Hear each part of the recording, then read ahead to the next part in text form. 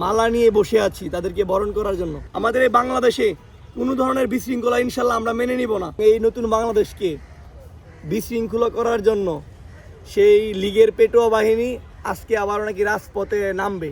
আসলে ওরা রাজপথে নামুক, আমরা সেটা দেখতে চাই। আমরা ইনশাল্লাহ তাদের জন্য মানে মালা নিয়ে বসে আছি তাদেরকে বরণ করার জন্য। তো সেই জায়গা থেকে আজকে আমরা রাষ্ট্র সংলাপ ফোরাম SDF এর পক্ষ থেকে ধানমন্ডি 32-এর পাশে অবস্থান কর্মসূচি করব এবং বর্তমান পুলিশ বাহিনী যারা আছে তাদেরকে সার্বিক সহযোগিতা করব।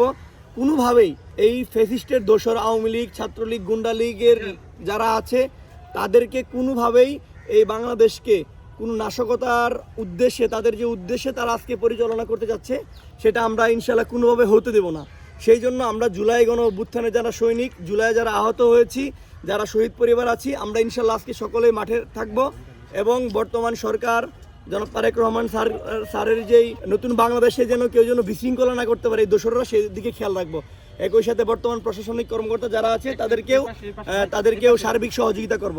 আপনারা দেখেছেন যে গতকালকে রাত্র থেকেও বর্তমান সরকারকে নিয়ে কটূক্তি, জুলাই গণ অভ্যুত্থানকে নিয়ে কটূক্তি, জুলাই গণ অভ্যুত্থানে মানে যারা অগ্রনায়ক ছিল তাদেরকে নিয়ে কটূক্তি করছে সেই গুন্ডা বাহিনীরা।